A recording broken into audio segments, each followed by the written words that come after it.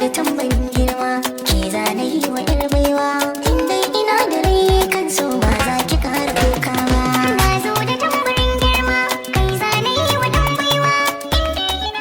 Yan mata, wai neman miji kika fito ko yi wa titi kwalliya? Kai kuma mata aure kake nema ko tambayoyi?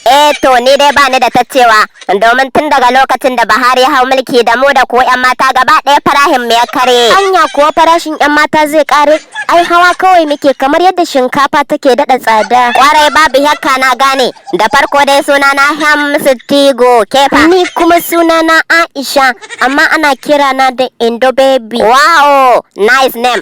Amma zaki iya aure na kuwa? Ka yi haƙuri malam, menene ma sunan naka? Hamsitigo. Malam Shamsitigo ka yi haƙuri, domin ni ina son na samu miji na gari ne na aura. Ha ba ke kuwa yan mata, ba fa kowa bace za ta auri miji na gari.